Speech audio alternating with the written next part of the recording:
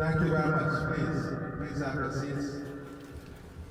First of all, allow me to thank all of you once again for coming out here and sharing your time with me and the team. Now today, this morning, I want to spend some time talking to you about the future. The future of agriculture in this region. And how together we can build a future in agriculture that is dynamic, resilient, sustainable, and one that gives the people of Region 5, especially our farmers, the best prospect of profitability and of being successful in your agricultural endeavor. Let me be very clear that Guyana has earned tremendous accolades in the last 4.5 years on food production and agriculture. And the vision of this government is to position Guyana as the food production capital of the region in the next 5 years, in every category of food production. We want to be able to have all our hatching eggs produced right here in Guyana. We already are self-sufficient in table eggs, poultry. We want to expand our poultry production so that we can have export potential capacity, but not only expanding our poultry production, but ensuring that we build a mechanism through which the input costs will be reduced. That is why we're investing in our own feed mill and also investing in having the input for the production of the feed. So we want to be able to have a livestock industry that is fully diversified. And we want Region 5 to be the capital of our livestock industry. And we have some specific initiatives that we will pursue in relation to our livestock industry. Some very, very specific initiatives. And what we want to do is to bring the farmers as partners in these initiatives. One of the big challenge for farmers is to find capital at good interest rates sometimes. And what we're planning to do is to create a special development fund and an investment vehicle through which the government will co-invest with our farmers in building medium and mega scale farms. We also want farmers from different communities and villages to come together, because if we come together and we form farmers group that are functional, then we can give these groups directly. We can invest in these groups directly, giving you the machinery directly to manage within your farms the drainage and irrigation system, the dams and all of these things, so that you will take the full responsibility of creating and managing those facilities. So these are some of the initiatives that we're pursuing for sheep farmers. We want to work with you in the coming months, not years, in the coming months, to have not only the Black Belly program expanded, but we want to now have all of those farmers brought together. And depending on the acreage, and we're also creating new areas for feedstock and new areas for pasture and grazing in the region. So what we want, for example, for our sheep farmers, and everybody can do the same thing, and we don't want everyone to be double dipping. So what we want to create, if we have 500 sheep farmers, we want to give them 10, at least 10 sheep that are already impregnated, high yielding, high breed, so that you can expand your current flock and make this region the real sheep capital of the region in terms of mutton production. So that is one of the initiatives we'll be implementing in months, not years. The next program is that of swine production. If we have the farmers who are involved in swine production, we have a program that we're going to do the similar thing. Expand our production base. And one of the things that is important to all of this is the investment we're making in the new Hope-like Canal. That investment, as you know, and the supporting infrastructure is about $18.4 billion in this region. But why is this investment important? This investment is not only important because it will help you with drainage and irrigation now. This investment is important because it will open up more than 56,000 acres of new land. New land to go into agriculture production. New land to be allocated. And that is what we want to be doing, what we want to be doing also. To sit with you and to see how together with the farmers on board, we can find a mechanism through which these lands will be not only allocated, but how are we going to do the planning within this 56,000 acres of new land. What will be rice, what will be other crops, cash crop, what will be for livestock, what will be for pasture, so that we're building an infrastructure that is carefully planned out. So in livestock, we have tremendous opportunity. We have a plan that will enable every single farmer to benefit directly. Because what we are looking to do is to transfer assets to each farmer directly. So in sheep production, we're moving to a stage that we're not going to identify 10 farmers or 12 farmers. We're going to identify all the farmers in sheep production and work with each of you directly, transferring directly to you in the coming months. The same thing for swine production. The same thing for those who want to go into eggs. The same thing because we have the Black Giant program. Then of course, the cash crop farmers. Now our cash crop farmers is about 3,000 plus in this region. And they've been doing well. They have had many adversities. The weather, right? Changing pattern, because we know now that in the housing areas, you're reaching challenges now with people who don't want you to spray in your backyard if you're planting the celery and so on. So we have to overcome this.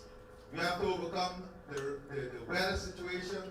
We have to overcome the community situation. And then we have to create better conditions. Because if we can have the women in our community and the young people more attracted to agriculture, then it gives greater opportunity for expanding disposable income. So what we want to do is in every single district, and let us use, we can use maybe Fort Wellington or Bushlock as an example. If you have 400 farmers there who are doing celery in your backyard, we want now to create an area that will be just like this. Crushed run surface with small shade house and hydroponic facility, and then allocate that facility to the farmers themselves, so that you will have a production facility, a food production facility that will be resilient to the weather, help you in sustainability, and bring greater value, a higher yield, and more production to you. That is the plan we have coming forward for our cash crop farmers in supporting you. Because we cannot have cycle of losses. You know, unfortunately we live in a region and a country where the weather is unpredictable. And we have to mitigate against cycle of losses. And the only way we can do so is through climate smart agriculture. And I've asked the Minister and the Ministry of Agriculture to identify in all of the districts areas where we have concentrated cash crop farmers. And then for us to identify lands through which we are going to invest in building a state-of-the-art modern facility with climate smart agriculture to support those farmers. So you can still keep your backyard production, but we're giving you here an added opportunity for resilience and so on. The other thing that we want to do, that we're concentrating on, and this brings me back to the livestock farmers, is that we're building these small feed mill facilities because the technology is advancing and you can convert grass and other milling legumes and all of these things into pellets for the animals. So in every district here in Region 5, you know, the cry now is that you want pasture land. But if we have this facility in every district, we'll be able to create these pellet form of feed to support the farmers. And that's another thing that we're going to do here in Region 5.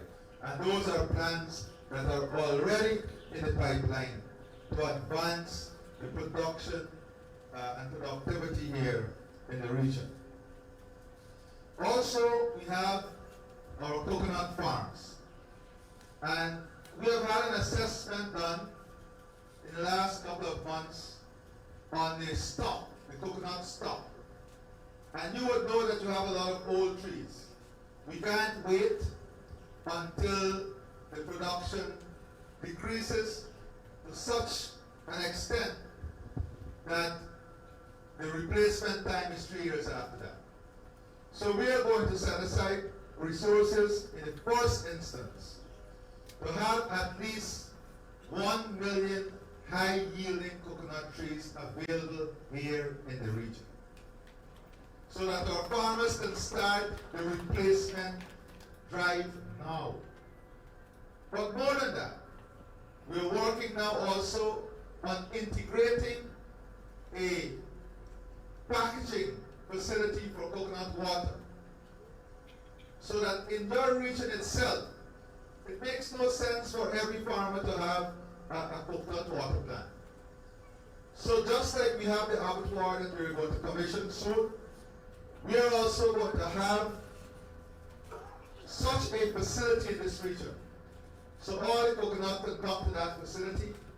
We can have the packaging, we can have the labeling, and then from there, we can go straight to the export market. And just as Massey and these other companies, distributing companies, are bringing stuff into Guyana, we have to get them to be the distributors of our products from Guyana in all the Massey stores and all the other stores throughout the region. So these are the things that we are actively working on that will come to full fruition in the coming weeks and months. Now let me also address the issue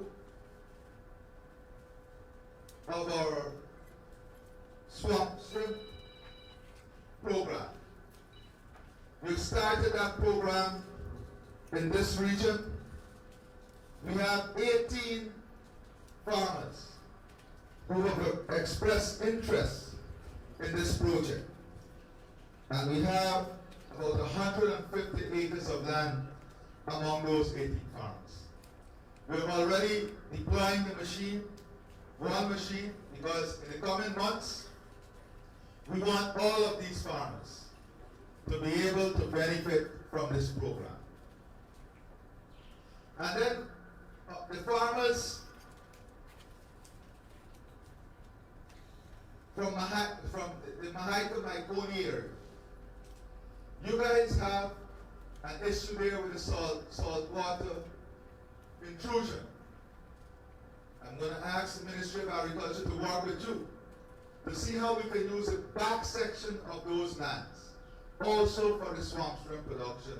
And we are going to support you with a capital investment in terms of machinery and drainage structure to convert those lands into the swamp shrimp production. Because it is a market that is there, it's a high yielding market, high value market. And we also have to integrate what we're doing on the large farms.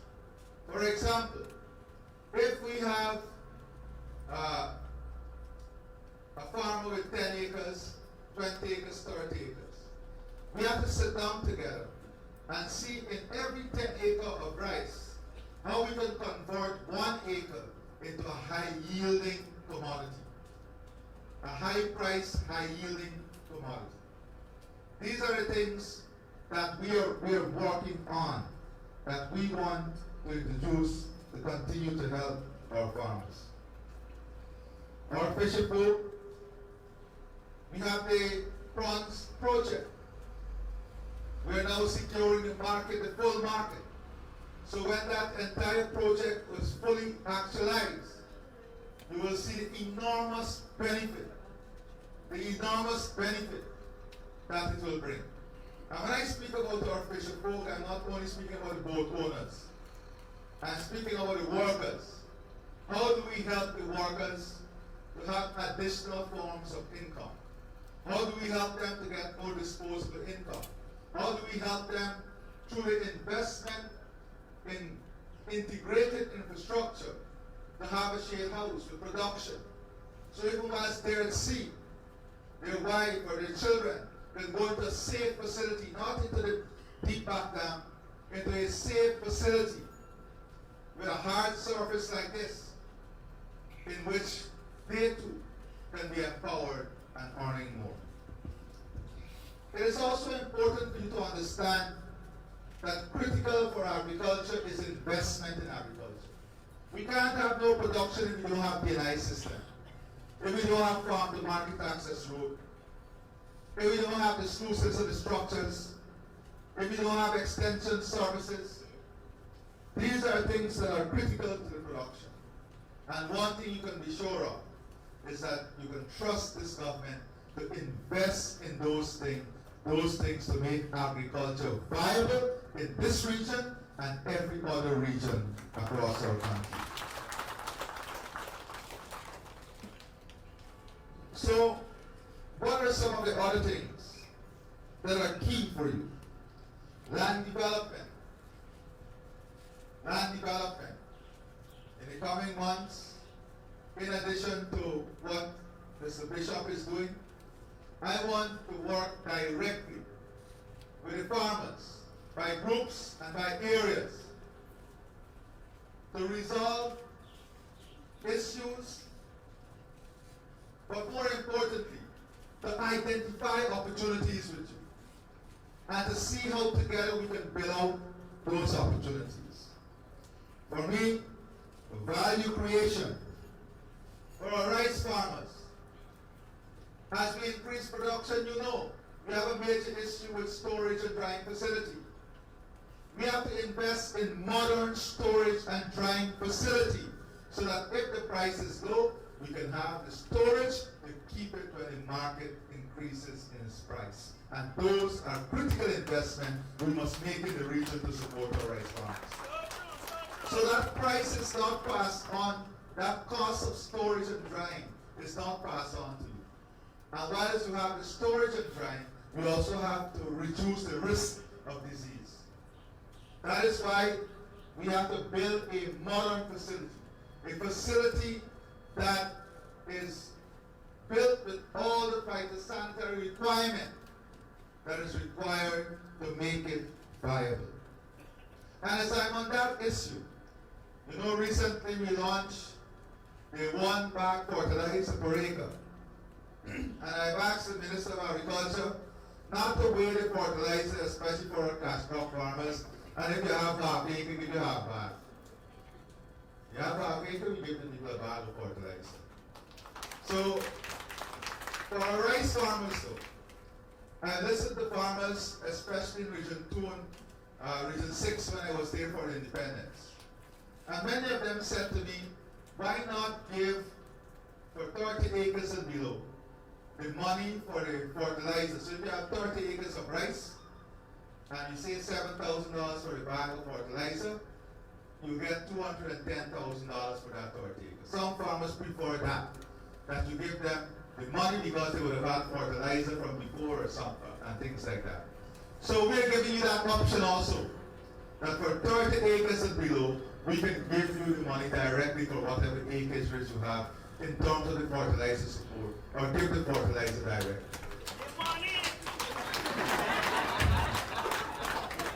Now let me say that we also have to look at how we increase value and how we enhance productivity. So right now, the farmers here in Region 5, you take all your produce to Georgetown, right? Especially the cash crop farmers. I want to ask you, what about if you reverse that? Yes, you can still take it to your customer.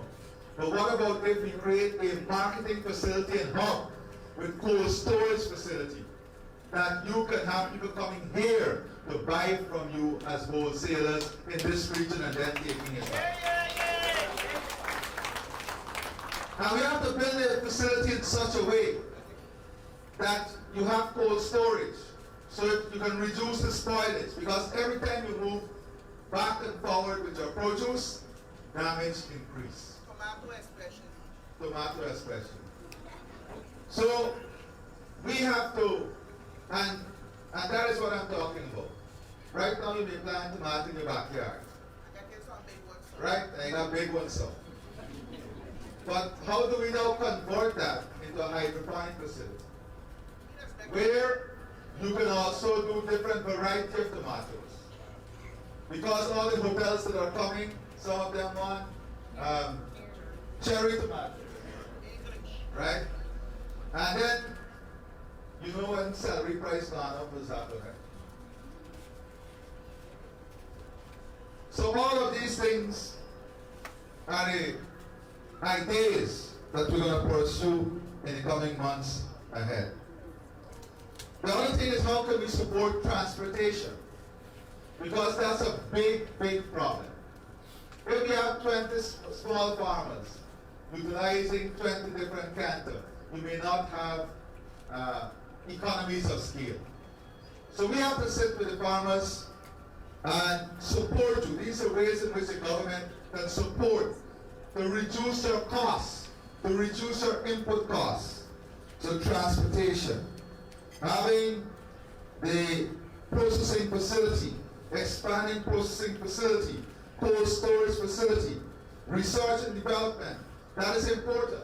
All of you have a cell phone now. In this new world, you don't have to get an extension officer to come to you physically. In all the farms that they have, today, extension services is done in real time with technology through your cell phone. And we're investing now in the infrastructure to allow this to happen, to allow extension and research services to be available directly to the farmers 24/7, but in a predictable manner, in which we can inform you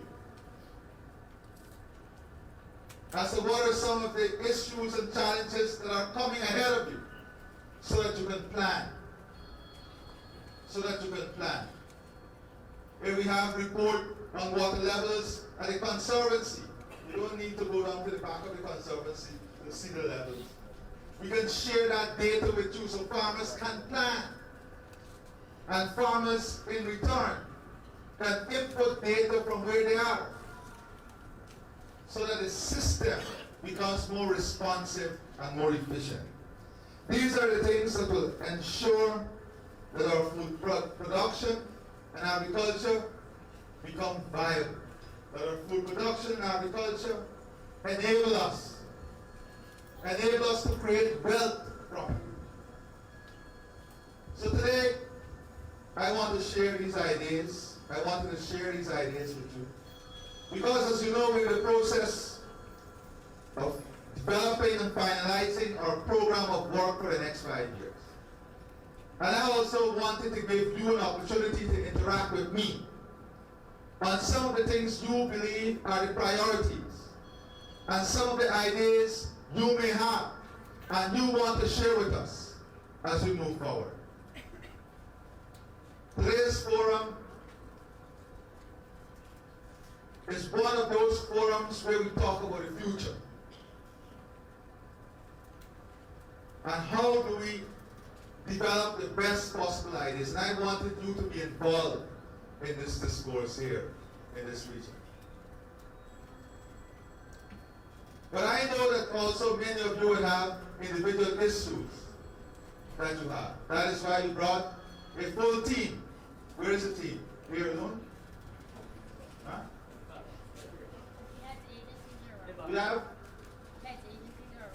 We have over here at this tent all the agencies in government that will take down all your individual and personal issues.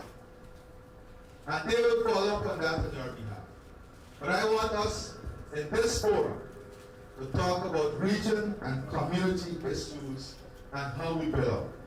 Now one of the big things is MMA also. And how do we sit together and resolve all the land issues in MMA? Especially issues where we must now look at land use and allocation. Because we too also cannot have land that is allocated for years and no production, no one using it. We have to find together common ground. And that is one of the things that we must work on together as we move forward. Are we together? Yes. All right. So I will stop here and give you an opportunity now. So let us do this. Let us do this in some order.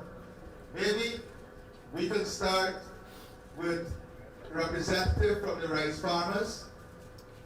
10 persons come and share their ideas. When they are finished, we can go to the cash crop farmers. When they are finished, we go to livestock, and then we go to Fisherfolks. Is that fair? No? Huh? All right, that's the different business. Even the farmer's business right now, right? So let's start with our rice farmers and give 10 representatives to come forward. No, please, man. Have some discipline. The rice farmers, let's start.